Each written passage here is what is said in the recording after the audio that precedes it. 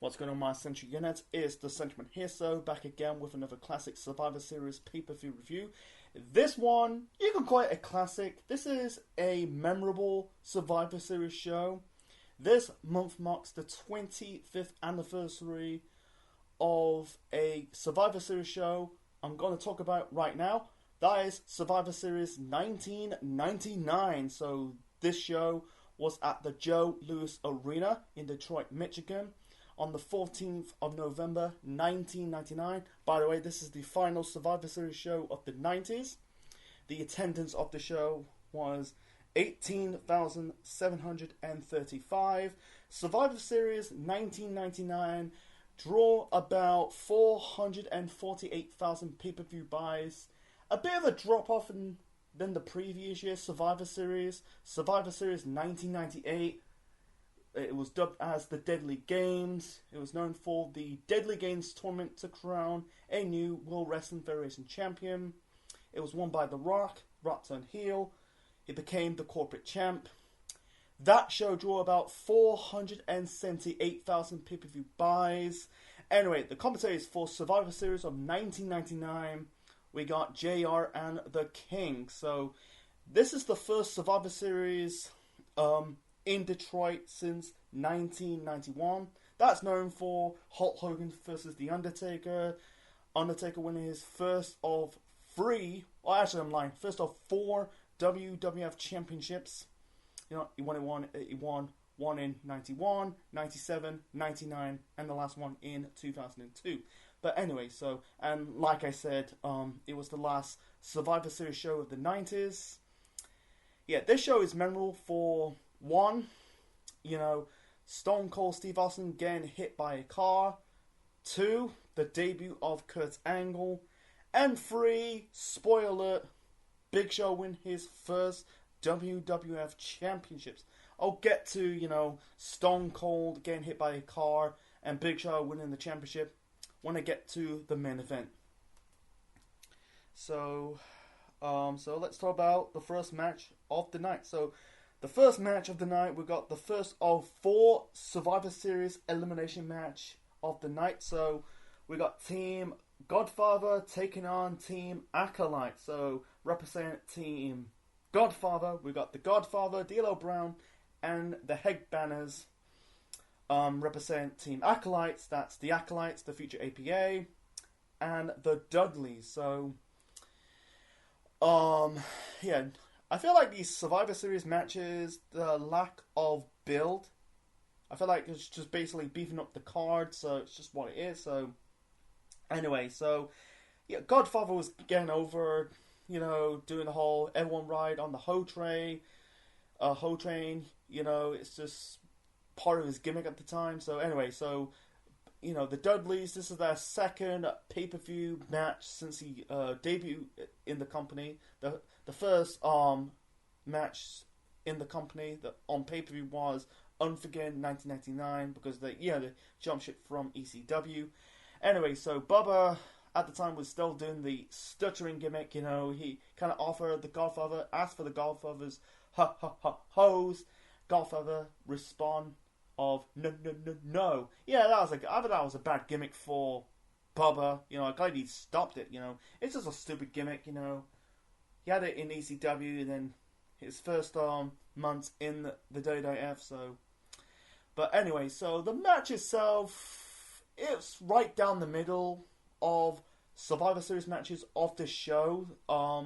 It starts out okay, and but the booking's a bit inconsistent. So anyway, so you had the Marsh and Thrasher, the Headbangers, they're wearing like black afros.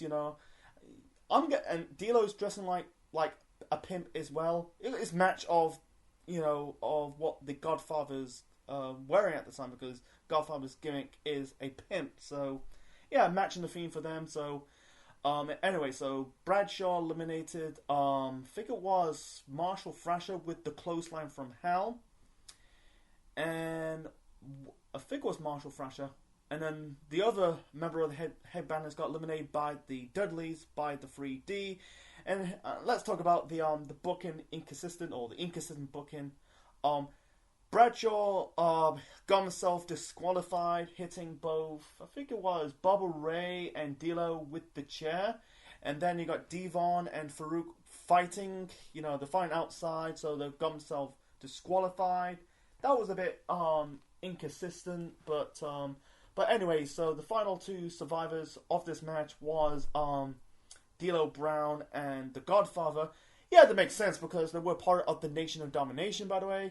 Anyway, so I think D'Lo eliminated Bubba Ray for the win. So yeah, it was an okay match, to kick off the pay-per-view. Not a great match, but it was an okay match.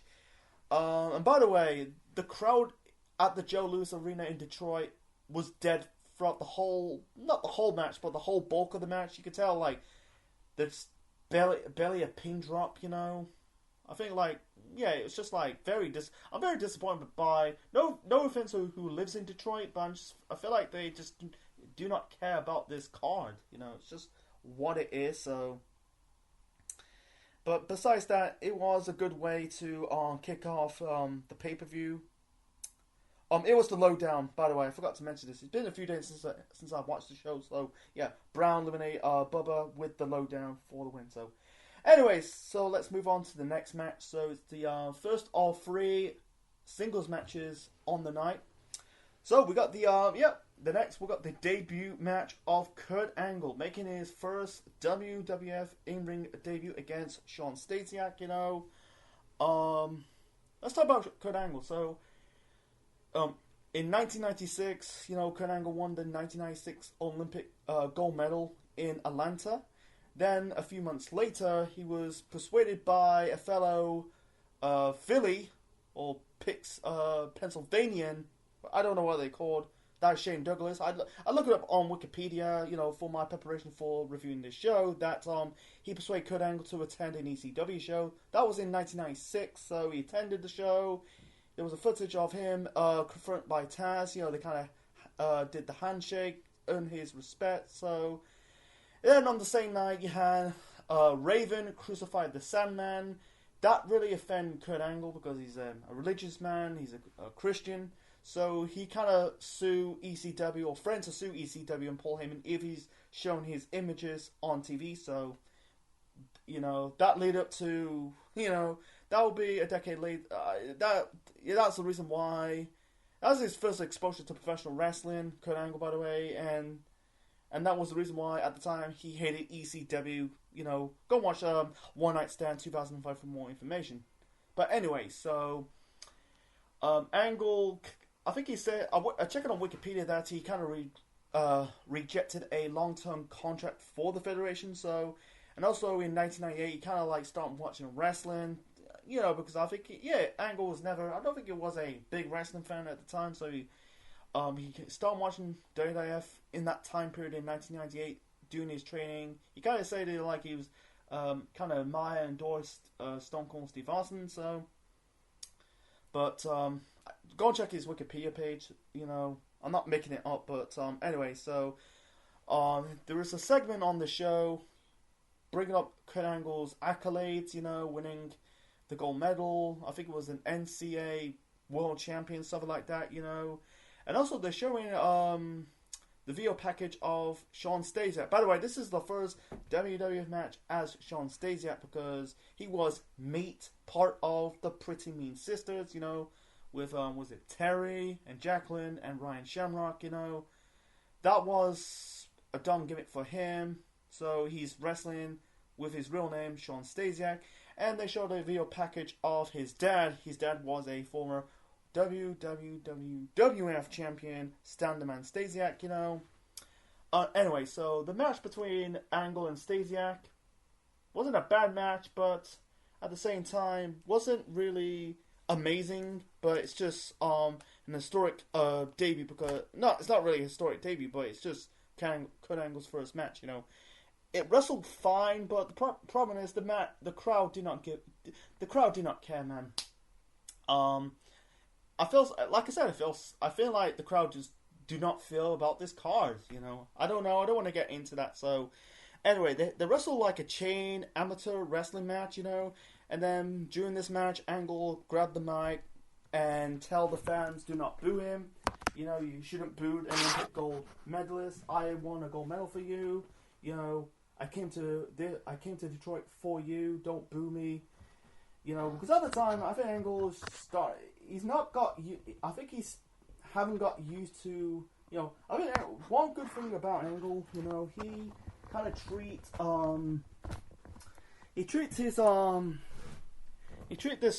pro wrestling, you know, he's treating this like a sport, you know.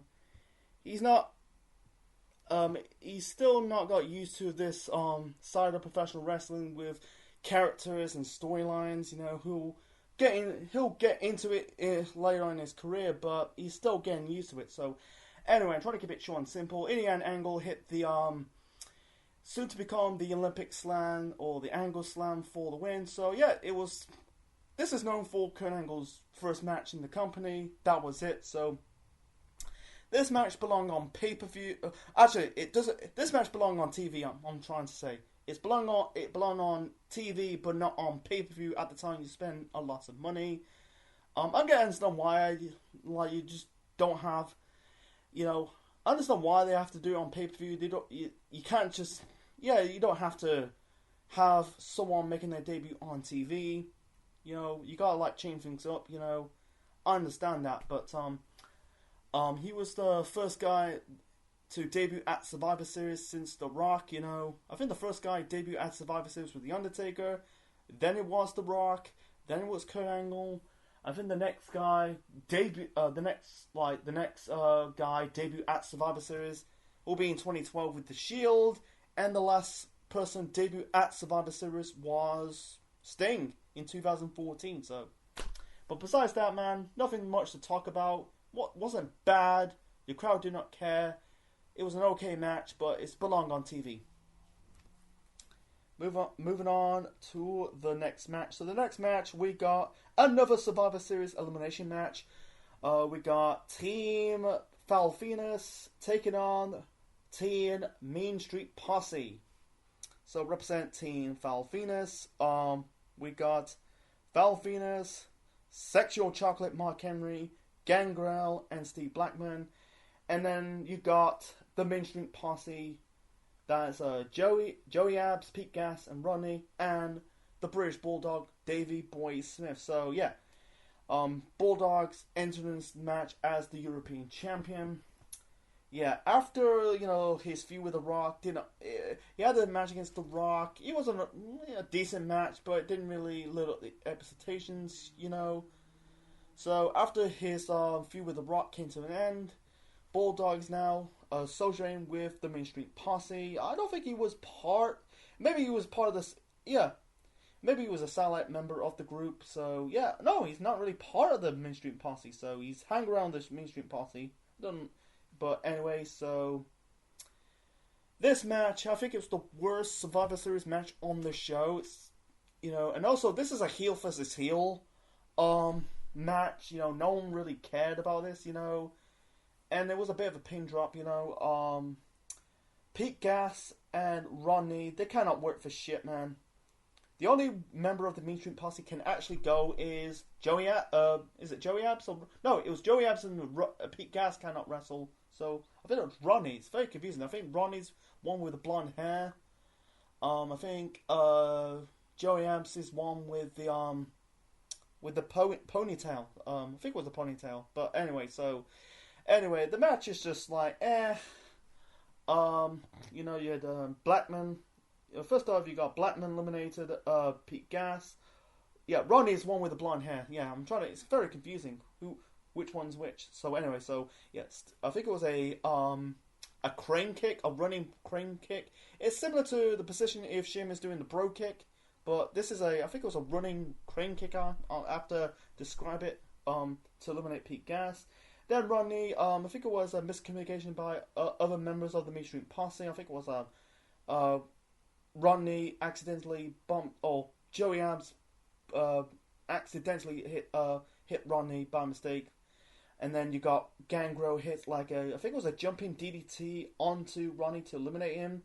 Then Mark Henry did the a running splash to eliminate um yeah, Joey Abs. Sorry, I'm getting confused, but yeah. So yeah, Blackman eliminate Pete Gas, Gangrel eliminate Rodney, and Mark Henry eliminate Joey Abs. So Bulldog is the only survivor in this match. We'll get to more of Bulldog shortly. The announcers are doing Eddie Murphy voice impersonations. You know, saying "sexual chocolate." You know, I think it's reference to Coming to America. It's fun. It's fun fact. You know, here's a fun fact. Lola, I think in this time period, was in a film called Man. I think it was called Man on the Moon. It's basically it's got Jim Carrey in it. It's basically a reenactment of Lola's feud with Andy Kaufman in the 80s. You know, I watched a documentary of that. You know, hope it's the full movie will be on Netflix pretty damn soon. But I've got some bit of a note. Anyway, so Bulldog eliminated. I think he eliminated Gangrel. I think it was a suplex off the top rope. Then he eliminated Blackman with the fisherman suplex or the Henenplex or the Perfect Plex. I think Bulldog and Perfect are best friends, you know, in real life. But you know, it's a good reference to Mr. Perfect. Unfortunately, Bulldog was the last person who got eliminated for the second Hill team. Foul Finners hit the money shot for the win. So, yeah, Mark Henry and Foul Finners are the sole survivors of the second Survivor Series match of the night. Besides that, you know, it wasn't bad, but it's just like, yeah, the crowd do not give a shit. You know, it was like not bad, but it was just like no one gives a shit. You know, it's like there's no build to this. You know, Foul Finners. Forgot to mention this. You know, coming off from his feud with Mankind, revolve around of a sock of The Rock. You know, it's just like yeah, they're trying to make Foul Finners. They're trying to give Foul Finners like a serious heel push. You know, and I think it was still doing the heel. Yeah, it's funny. Like he still haven't changed his look. He ended up changing his look the following year. You know, getting his hair cut, and he'll end up be part of the Writer Censor group. But besides that, you know, his feud with Mankind did not like it failed, and then all of a sudden, you know, I think this hill run did not work out for him. I don't think it worked out. Yeah, it, like, you know, it felt to live at the hype, you know, and yeah, yeah, you know, you could tell like he ended up like taking serious. I felt like his second, yeah, he ended up turning babyface, turned heel. I think the second heel turn was good for him, getting his haircut. He got a haircut. You know, I almost say shave, but he got a nice haircut. He was Intercontinental Champion. Yeah, I think he had a match against Rikishi in a steel cage match, and he ended up being part of Writer Censored. So, you know, I'm trying to repeat myself, but anyways, let's move on to the next match. So, the next match, yep, we got. This is not a Survivor Series match. This is a normal 8 women's tag team match. So we got we got Ivory and you got Ivory, Jacqueline, Luna Vachon, and Terry Reynolds taking on the team of the Fabulous Moolah, Mae Young, Tori, and not Tori, it's Tori Wilson. This is Terry Power, by the way, and Deborah. So this is a continuation of the rivalry between Ivory feuding with Mae Young and the Fabulous Moolah. The last 1999 WWF pay-per-view review I reviewed on this channel was No Mercy 99. Moolah defeat Ivory for the championship. So Moolah was about to retire as champion, but Ivory gained the women's title. So the last person, I think the only person who won a title and retire as champion was Trish Stratus in 2006. So anyway, nothing much about this match. This is the second shortest match of the show. It was last about 1 minute and 52 seconds, you know. In the end, you had Mae and Moolah pinning Ivory for the win. And afterwards, I think you had Deborah and Terry. I think you had Deborah taking off Terry's t-shirt or clothing. It's good to see the women on the show. It'll probably give Jerry Lawler hot palpitations, you know. You know, but besides that, you know, Here's my nitpick about this. You know, you got Terry and Deborah in this match. First off, they're not really wrestlers; they're managers. But it's just like barely any. It's one good thing approved for the last 25 years is women's wrestling. But back then, it was really not the biz. It's all about, you know, tits and ass, and that was it. You know, it's just what it is. No offense to people who like tits and ass, but for me, you got like they just hire women models who cannot wrestle compared to you got some good workers like Jacqueline, Luna, Ivory, and Tori, and May and Moolah have been wrestling for years, and you got Terry and Deborah. They're not really wrestlers. They're just basically just, you know, eye candy. So it's just what it is. I don't think this. You know, people say I don't think it really hurt. I don't think this rivalry between May and Moolah and Ivory hurt Ivory, because at least I think Ivory kind of bounced back. You know, she part of Writer's Center. So it's just what it is, man. You know, it's good to have the women on. I think this match should be cut, but you gotta have women on a pay-per-view. But it's just what it is, man. So. So moving on to the second of 3 singles matches on the night. So we got Kane versus X-Pac. You know, Kane and X-Pac were a tag team. You know, they both like kicked out. You know, you got X-Pac, you know, kicked out of DX. You know, this was after Triple H betrayed DX after WrestleMania 15. Undertaker got exiled by the Undertaker. You know, so X-Pac and Kane formed this bond. I think they were tag team champions. Yeah, they were tag team champions.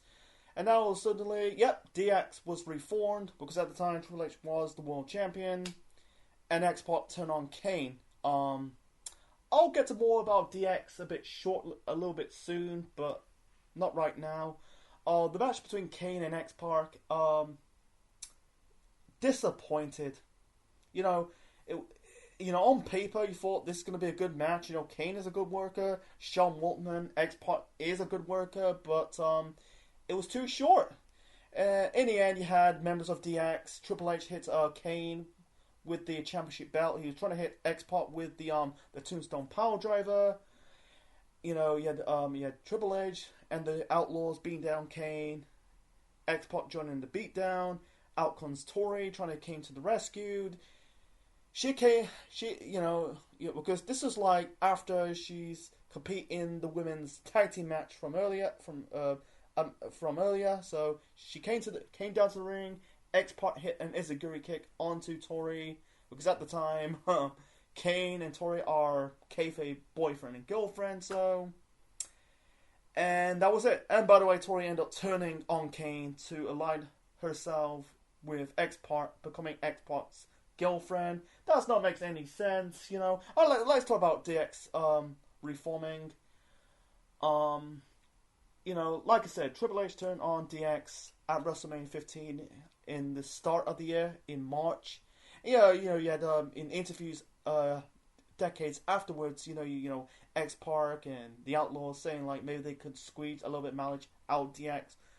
The second version of DX, you know, when Triple H reformed after Shawn Michaels retired due to the back injury. So, yeah, so DX, you could say it's on the shelf a little bit. You know, you had like Triple H like end up splitting away, trying to have a singles run. You know, and China also left the group to join Triple H. You know, they're part of the corporate ministry. You got the Outlaws broken up. Billy Gunn got that push. Failed singles push. You know, winning the 1999 King of the Ring tournament, feuding with The Rock. And then Kane's and X-Pac doing his stuff with Kane as a tag team. So yeah, forming DX, man. I think at this moment in time, DX has run it. I think DX has run its course, because the DX thing's been around since 1997 with Shawn Michaels, Triple H in China, and Rick Rude formed the first version. Then Triple H formed the second version. Yeah, I think it has run its course, and it makes no sense it makes it's totally against what the group stands for, because DX is supposed to be, the renegade group, degenerates, and when Vince turned heel and allied himself with DX, it makes no fucking sense. It make the group more relevant. I don't want to get more in details of that, it just makes all sense why you have to reform DX 2000, because they're kind of like the running buddies of Triple H, This is during Triple H's feud with Vince. I'll get to more of that when I get to the main event. But yeah, it's just like, why? I don't want to get into that. So I'm trying to get my point across about DX. I think it's just like, I don't mind DX, as a trio with X-Pac and the Outlaws, but them being because they were heels before. I'm talking about DX as a group. They were comedy heels when it first started. And then they turn babyface, and then all of a sudden they're just being badass heels. It's totally, like I said, totally against what DX stands for. They're renegades, crossing the bars. And now it's just like, I don't want to get into that, so. But besides that, despite that, it set up the next match of the rivalry between Kane and X-Pac at Armageddon. So we'll get to that probably in December. By the time I'm reviewing this, we're in December, so might not got this pay-per-view review upload in November. It's just what it is. It's my channel, but let's move on to the next match. Yeah, besides that Kane and X-Pac match was not a good match, so it didn't have enough time to gel. So anyway, let's move on to the next match, the third Survivor Series match of the night. So we've got Team Bossman taking on Team Big Show. So this is the start of the rivalry between Big Show and the Big Boss Man. This is revolved around Big Show's dad, because Big Show has a dad in kayfabe, but in reality, Paul White's dad passed away when I think Big Show was a kid. Because I watched this was years ago. I watched the Big Show's documentary talking about his dad passed away. I think he passed away of cancer when he was a toddler. So anyway, so Big Show's dad's got dad again, and now it's dying. He had a boss man manipulate the Big Show. You're doing the whole he's now teaming up with Albert. You had to revolve around locking Big Show in a tear-gassed locker room, and revolve around boss man doing ill the dad, talking shit about Big Show's dying dad. He had this boss man doing appearances. His dad's down with being eaten by worms. Was it your dad's finally croak? Go watch it on internet, man. I'm not gonna talk about it. I'm not gonna trying to repeat it on my review, man. But I think it's like tear. Yeah, I think it's like I reap regret. Tears also soak. I finally heard your dad's finally croak. And also on SmackDown, you had this segment of Big Show's dad's funeral. You had Boss Man crashing the funeral. You had hucking the coffin in the back of Boss Man's police car, and Big Show's riding on the coffin. Even though I think a lot of people got offended, but that's kind of funny, For some of these some of these segments, they are bad, but they're also funny at the same time. So anyway,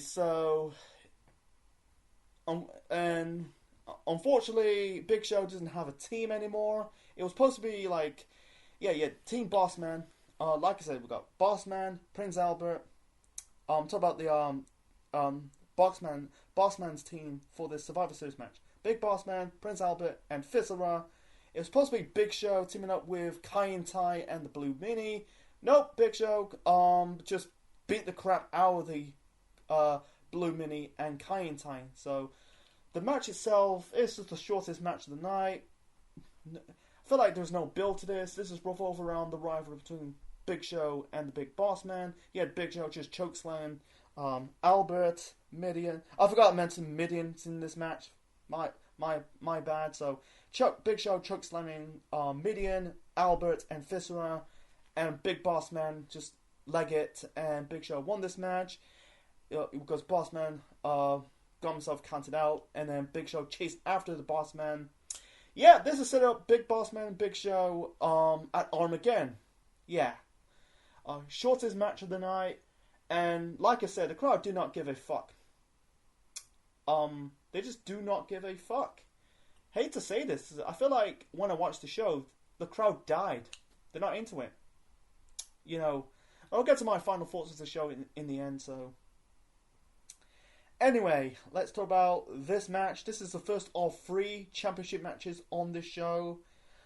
This is an intergender match, and this is for the Intercontinental Championship. China, in her first pay-per-view title defense as the female Intercontinental Champion, defending the belt against Chris Jericho with Miss Kitty in the corner of China.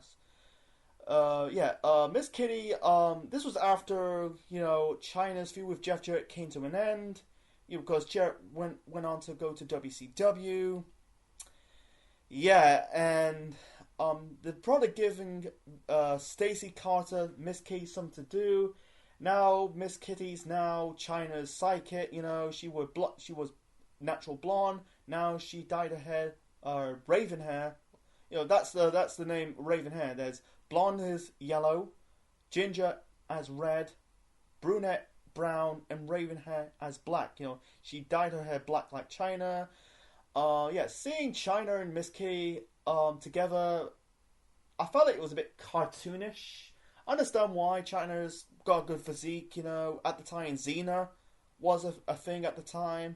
And yeah, I compare her to Xena, In an Ultimate Timeline, I can see China, Joni Lauer, being a good Wonder Woman. She's got a good physique as a Wonder Woman. So, anyway, for Jericho, this is just continuation of what China's been feuding with Jeff Jarrett. This time, Jericho's doing, copying Jarrett's gimmick at the time, just treating women like shit, Anyway, so the match between Jericho and China. So far, this is a breath of fresh air. So far, the matches has been not okay, but not live up to standards, But this was good, It's a good back and forth between Jericho and China. He has some funny moments, like one more of the match, Jericho trying to low blow China. Unfortunately, that kind of failed because China doesn't have any balls, That's kind of funny. Yeah, you had Jericho pushing Miss Kitty, because at the time Miss Kitty was, I think, dating and married of Jerry King Lawler. And then Jericho kissing Miss Kitty. Anyway, I think Jericho kicked out of the pedigree, because at the time China was dating with Triple H. I'm guessing in kayfabe, you could tell China's broke away from Triple H.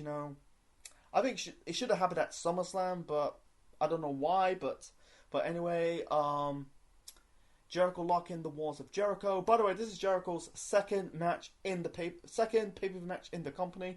His first one was at Unforgiven. That was against X-Pac. That was ended disqualification by Mr. Hughes. Because at the time I think Jericho was trying to recreate his time in WCW. The stuff with Ralphus. But this time Mr. Hughes is the substitute of Ralphus. The stuff with Howell Finkel, but anyway, so let's get back to this match. So Jericho locking the walls of Jericho onto China, China reached the ropes. In the end, China was going. I think it was a botch. China was going for the pedigree off the top. He tried to pedigree Jericho off the top rope. I'm guessing China slipped off. I'm glad it's not a bad spill, but I think he managed to. She hit the move anyway, but it's kind of weird to me. But anyway, so China beat Jericho to win this match and retain the Intercontinental Championship. I think it's for the best, man, because China's just won the belt at no mercy. China is so far the one and only female Intercontinental Champion in the company's history. But I think it was there was a sex change stipulation in this match. If Jericho loses this match, he'll get a sex change, but that really did not stick. They still continue this rivalry between Jericho and China going into Armageddon. Jericho went on to win his first of 9 Intercontinental Championships in the company. I know he won the 10th in New Japan in 2018 against Naito, but this is in WWE, but not New Japan. It's different championships. But anyway, so I think Jericho and China end up forming this allied, not a relationship, but kind of they're kind of like teaming up, and they broke away, because China was end up doing this stuff with Eddie Guerrero, the Mama, was it the Mamacita storyline in the spring of 2000. So it's just what it is. So besides that, man, this was a good match. Breath of fresh air, and also during Jericho got some shtick. This is during the feud between him and China.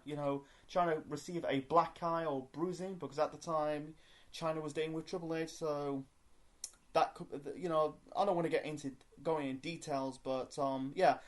Even though this match was good, it was good back and forth. It's only 13 minutes. It was good. I take this over the previous, the previous 6 matches I saw on this show so far. Unfortunately, I don't think it saved this show. Who knows? Let's move on to the next match. So the next match, we got the 4th and final Survivor Series match of the night. We got Team Holly taking on Team Edge and Christian. So represent the Team Holly or Hollies. We got the Holly cousins, Crash and Bob Holly or Hardcore Holly, and Too Cool. Too Cool is Grandmaster Sexay and Sky Too Hotty. There were, I think they've been as a tag team for almost a year. They were Scott Taylor, and they're using their real names, Brian Christopher and Scott Taylor, and then all of a sudden they became Too Cool. They're kind of like dressing up like Ghetto, doing this Ghetto Street gimmicks that really got him over in the year 2000 with them, and also introduced Rikishi. Anyway, so who represents Team Edge and Christian? We got Edge and Christian and the Hardy Boys. So the previous month at No Mercy, Edge and Christian and the Hardys had the ladder match in the Terry Invitational Tournament to win the mandible surfaces of Terry Runnels. The Hardys won that match.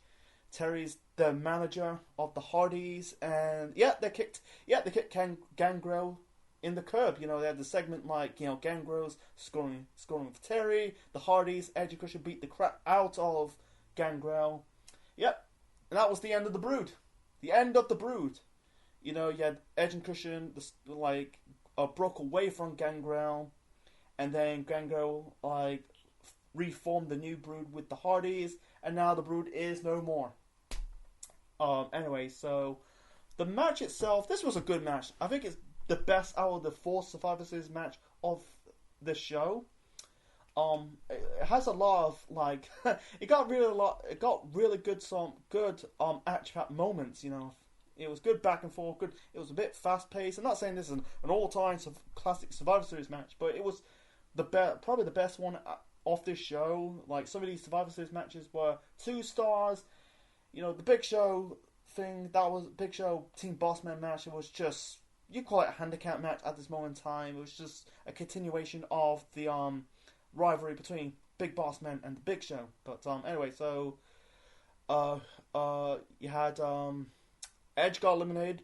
It was a miscommunication between Edge and Jeff. I think it was Bob Holly eliminated Edge with the I think it was a schoolboy roll up. No, I think it was a victory roll or schoolboy. I think it was a schoolboy. Yeah, it was a schoolboy. And then I think it was Sky Too Hotty who eliminated Matt Hardy with a tornado DDT. Then Jeff Hardy hit the I thought it was a Swanton Bomb, but no, it was a 450 splash onto, I think it was onto Scott Taylor, Sky Too Hotty. And then I think Jeff got eliminated by, I think it was the I think it was the Hollies. Yeah, it's been 2 days since I've watched the show. My memory is a bit faint, of the moments of the matches, but I'm trying to remember. It was Too Cool eliminate Jeff Hardy. I think it was the Tennessee Jam, it's called. Yeah. Throughout the whole match, you had Brian Christopher doing the laugh, and everyone knows, Brian Christopher, rest in peace, is the son of Jerry Lawler. Lawler, until his feud with Michael Cole in 2011, will never recognize Grandmaster Sexy Brian Christopher as his son. It's just that was at the time. He's not really referencing Brian Christopher as his son. I feel like in 1997 he kind of teamed up with Brian Christopher. Even though he's not never referring to him as his son. Anyway, so and then I think Christian hit the I think it was a diving DDT. He eliminated Crash Holly with the diving reverse DDT. Then he hit the Impaler. That's the kill switch or the Impritia onto. I think it was he hit the it was a reverse DDT, the diving reverse DDT onto Crash Holly and the Impaler on Brian Christopher. It's getting confusing. Like I said, it's been 2 or 3 days since I've watched the show. Can't remember the moments, but anyway, so the final 2 in this match was Bob Holly, Hulk Holly, and Christian. In the end, Hulk Holly rolled up Christian for the win. So yeah, it was a good match. I'm not saying an all-time classic, but it's just it was fun. I'd take that over the previous 3 Survivor Series matches of the show. So let's move on to the next match. So the next match, this is the only just a normal tag team match on the show. This is for the World Wrestling Federation Tag Team Championships. We got DX, the New Age Outlaws, defending the belts against Mankind and Al Snow. So yeah, Mankind broke away from The Rock. The Rock and Sock connection are no more because Mankind turned on The Rock because he accused The Rock of losing his autobiography.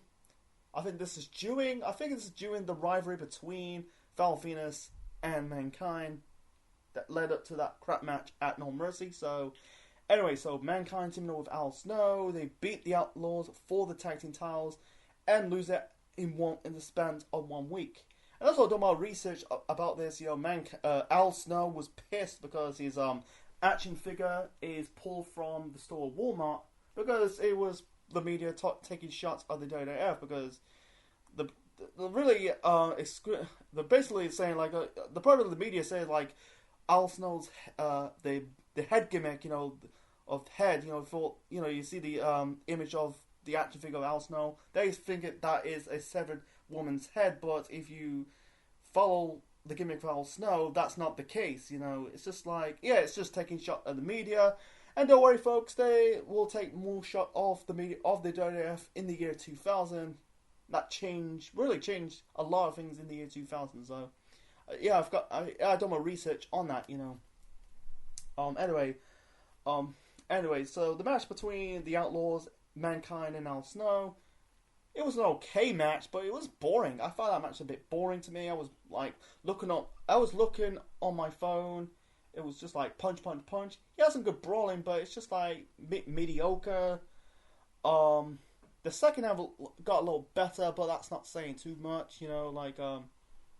One more of the match, Road Dogg hit the trying to hit the panhandle. Yeah, I think Mankind kicked out. I think he kicked out the Famouser by Mr. Ass at the time, Billy Gunn. I'm gonna call him Billy Gunn. That's stupid. Call him Mr. Ass. Worst fucking nickname. But anyway, so I think he kicked Road Dogg in the balls. But he was going for the pump handle slam. And also you had Mankind hit the double hook DDT. Al Snow hit the snowplower onto and hit like the Mankind. This is probably his second finisher for Mankind. The double hook DDT. His first one was the mandible claw. I'll get to that shortly. He did hit the mandible claw on both 2 of the Outlaws. I'll try to keep it short and simple. In the end, you had Al Snow hit Billy Gunn with head. In the end, both the Outlaws hit the spike power driver onto Mankind for the win to retain the tag team title belts. I think the wrong person got pinned. I'd rather see Al Snow getting pinned, not Mankind. So it's just what it is. I don't want to get into it. This is leading up to a rivalry between Mankind and Al Snow. I think that didn't really pan out because everyone knows, because Mankind and Al Snow were friends. Going back to the days in ECW. It was fine. I feel like the matches on the show, I'll get to my final thoughts of the show in the end, are just basically matches on TV, not on pay-per-view. So let's move on to the main event. So the main event, we got the triple threat match for the World Wrestling Federation Championship. Triple H defending the belt against The Rock and the mysterious opponent. It was originally supposed to be Stone Cold Steve Austin. I'll get to this moment a little bit shortly. So how we get there? So Triple H won. Basically, this is a continuation of the rivalry between Triple H and Vince McMahon, because Vince won the belt from Triple H on SmackDown after Triple H disobeying Vince's wife Linda. Then Triple H regained the belt at Unforgiven in the six-pack challenge, with Stone Cold Steve Austin as the special guest referee or special guest enforcer. And then fast forward to No Mercy in October. Triple H regained the championship from Austin after The Rock cost Austin the championship. Hitting The Rock, hitting Austin with the sledgehammer. And this is set up this match at Survivor Series. On paper, that could be one of the best triple threat matches of all time, in a star power standpoint, with Rock, Austin, Triple H. So, yep, we got this segment. So we'll get to the segment that is memorable to this day. So anyway, before that you had Rock and Triple H brawling, because Triple H interrupt the Rock's interview segment. Then he did with Austin, spin Austin in the face with water. Triple H chasing Austin chased Triple H. Austin's in the car park, and then the story. Austin got hit by a car. That is the most memorable moments to this day.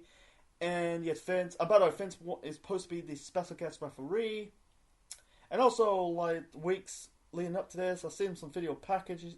You had Triple H, not Triple H, Vince trying to hit Triple H with the championship belt. He causing matches, because Austin doesn't trust Vince. He's causing matches because he's trying to hit Triple H with the belt. So anyway, Vince is in the car park. It's very funny that he's simping with Austin, because even though they had that rivalry in '98 and '99, because at the time Vince was a babyface. This segment, this angle when Austin got hit by the car, is the way to run off Austin off WWF programming, and that's the last time we see Austin on WWF programming of the '90s. Because he was getting neck surgery, because it's been 2 years since that infamous match at SummerSlam of 1997, the match between Owen Hart versus Stone Cold Steve Austin for the IC title, when Owen dropped Austin on his head, injured his neck in the process. I felt he came back at that year's Survivor Series, his first match back, regained the title. Maybe he, I thought he regained it. I thought not regain it. I thought he not really broke it, but kind of bruised it. Probably bad bruising, but I'm guessing fast forward 2 years later, you can tell maybe Austin's neck was playing up again. It was a bit playing up, and this is squeaky butt time, or for my British viewers, squeaky bum time. Is Austin going to be fit enough to compete in this match? So you won't see Austin again in the ring for almost 1 year. And I'm going to talk about this segment. I think it was good. I think it was pretty damn well. I think it's something you see in a soap opera, but they kind of executed pretty damn well. Even though there was no payoff to this, leading up to Rikishi and Triple H mastermind of this, But it was a good way, I think it was a good way to run off Austin, I feel sorry for him, for Austin, man. Because because Austin was the draw. Austin was the draw. And it's because they just lost The Undertaker due to a groin injury. You can't afford losing another big star. So it's just you're in a situation that, it's a game chance situation. I think Austin was wrestling hurt. I think he injured his leg. Now his neck is playing up. I think it is a good time to it's time to like enough's enough. Austin needs to get his surgery to repair his neck. It's very sad because this is leading up to Austin retire as a full-time wrestler in 2003. People say like, oh, if Austin, I wish Austin just change up his repertoire, his moves, what might have been, is he still wrestling? Why is he still wrestling in the mid, going into the early mid 2000s? I don't know, man. I think Austin will probably retire in the mid 2000s anyway, because you gotta realize Austin was 35. I'm talking about Survivor Series '99.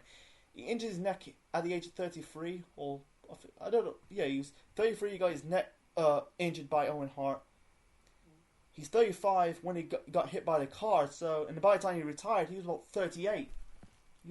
I think he's getting on a bit in his career. I don't think he'll like wrestle up to his 40s. I think he'll just basically, if he wrestle up to his 40s, I think his match will suffer. I don't think he'll fit in the Ruthless Aggression era.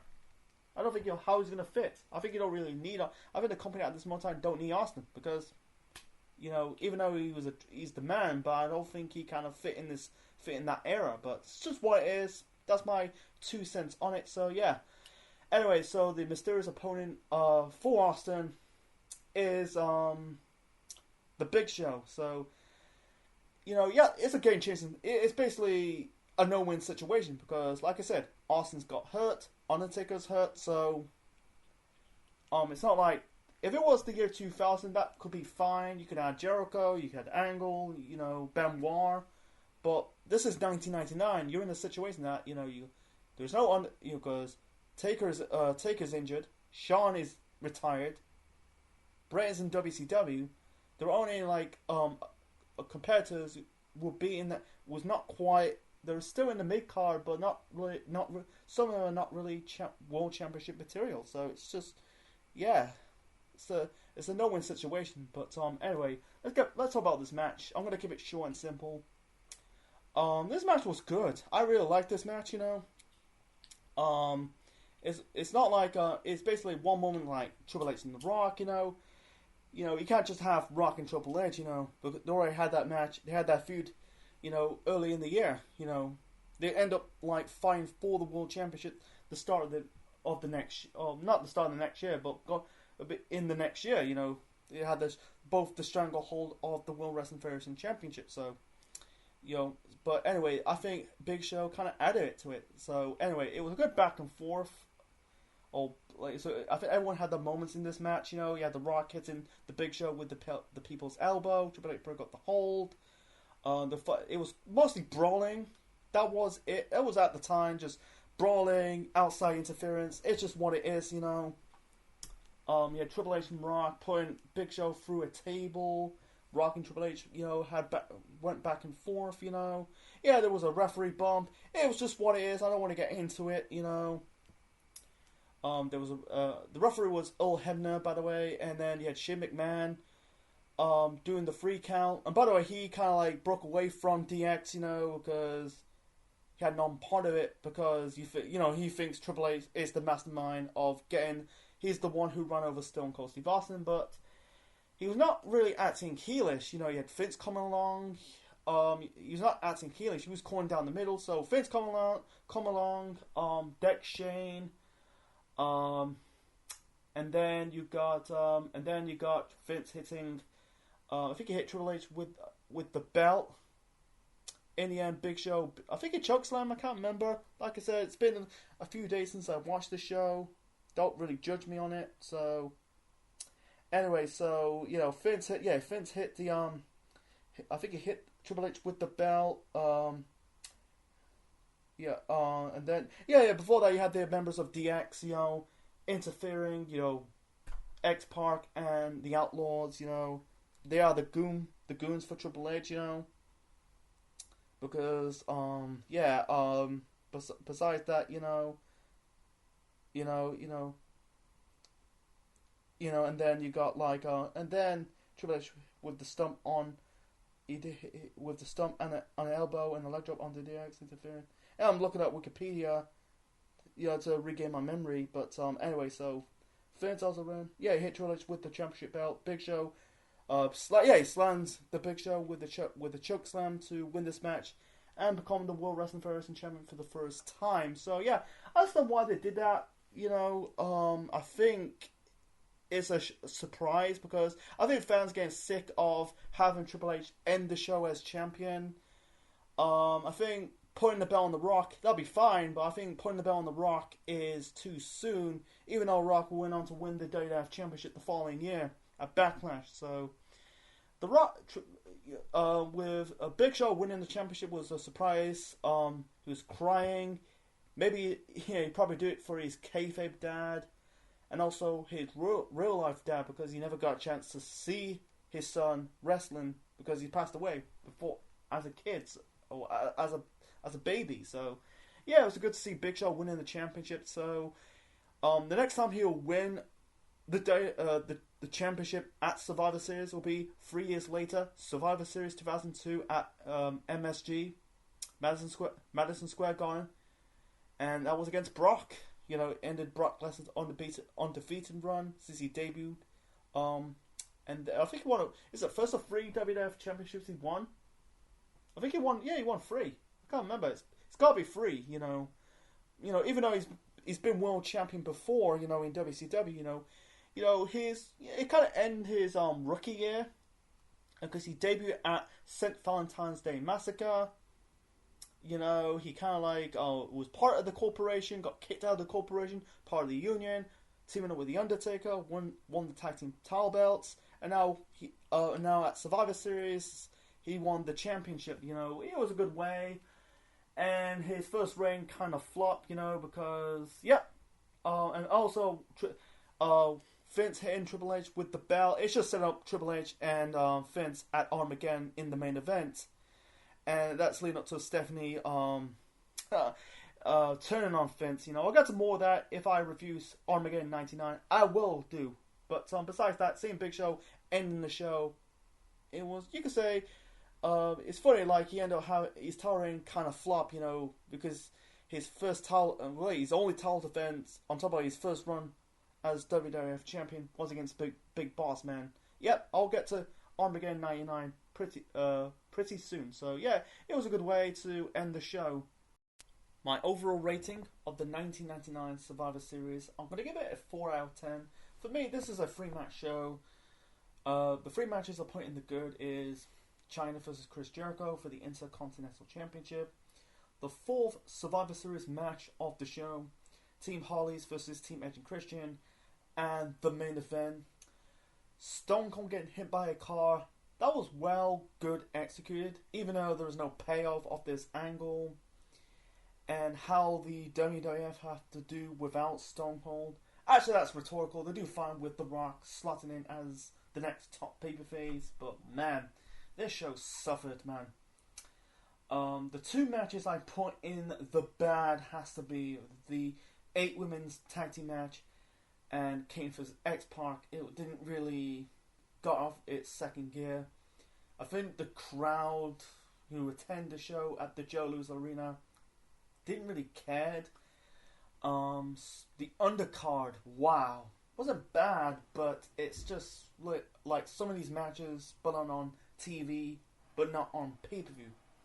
The 2 Survivor Series matches, the tag team title match, and Kurt Angle's first match in the company. But this show is, like I said, memorable for Kurt Angle's debut, Austin get hit by the car, and Big Show winning the championship. So yeah, I advise you watching those 3 matches in the good for me. That is the Intercontinental match, Team Hollis versus Team Edge and Christian, and the Triple Threat match. So yeah, this is the final Survivor Series of the 90s.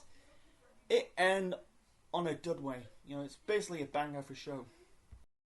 So, what's your thoughts on Survivor Series 1999 and this review? Please leave your thoughts in the comment section below. Smash that button, click the like, click the bell, subscribe to the Central Man Network on YouTube, be part of the Central Unit for more wrestling videos and more. Next time, sorry I didn't get a chance to upload this review in the month of November. My apologies. So we're in the month of December. I'm going to review one more classic Survivor Series show before doing some December themed pay-per-views. Let's do another voting poll. Your choices are Survivor Series 96 at MSG, Brett vs. Austin, Shawn vs. Sid, and also The Undertaker vs. Mankind. Also, the debut of Dwayne The Rock Johnson. Your other choice, Survivor Series 2004. Your third choice, Survivor Series 2019. No, not 2019. Survivor Series 2009. John Cena vs. DX. And the other two choices are Survivor Series 2014, Team Cena vs. Team Authority, and also the debut of Sting. And also, your final choice is Survivor Series 2015, Deadly Gains 2.0 to crown a new WWE World Heavyweight Champion. Until then, this is the Essential Man officially signing out.